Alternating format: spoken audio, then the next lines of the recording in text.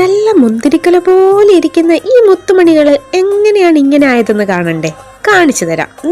ഇതാണ് ഞാൻ ഡ്യൂട്ടിക്ക് കൊണ്ടുപോകുന്നതിൻ്റെ ബാഗ്. ആ ബാഗിൻ്റെ വള്ളി കണ്ടോ? അതിന് സൈഡിലൂടെ വലിയൊരു വള്ളിയും കൂടെ ഉണ്ടായിരുന്നേ, ഈ സൈഡിലെ ഈ ചെറിയ ഹോൾഡറിൽ വഴിയിട്ട്. ഞാനിപ്പോൾ വന്ന് നോക്കുമ്പോൾ അത് കാണാനില്ല. ആരാണ് എടുത്തത്? ഈ മമ്മി തന്നെ. എൻ്റെ ബാഗിൻ്റെ വള്ളി കാണുന്നില്ല എന്നും പറഞ്ഞ് വന്നപ്പോഴാണ് ഞാൻ ഈ പരിപാടി കാണുന്നത്.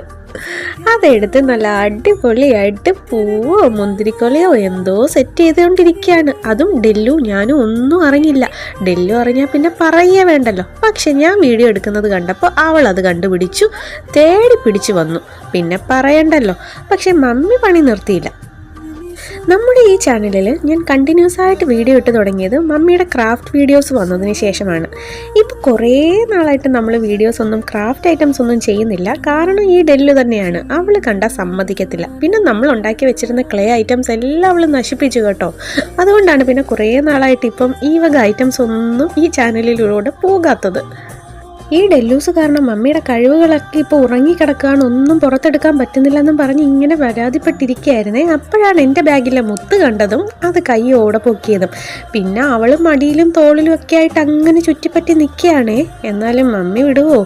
പണി പൂർത്തിയാക്കാതെ അവിടുന്ന് അനങ്ങിയില്ല. കാരണം ഒരു കാര്യം തുടങ്ങി വെച്ചാൽ അത് തീർത്തില്ലെങ്കിൽ മമ്മിക്ക് ഒരു സമാധാനവും കിട്ടത്തില്ല. അപ്പോൾ ഇതാണ് തട്ടിക്കൂട്ടിയെടുത്ത ഒരു ഫൈനൽ ലുക്ക്.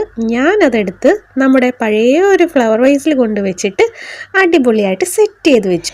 എത്ര നേരം ഇതിവിടെ ഇങ്ങനെ ഇരിക്കും എന്നറിയില്ല. എന്നാലും പോകുന്നവരെ പോട്ടെ. അപ്പോൾ ശരി, പിന്നെ കാണാം. Tata bye.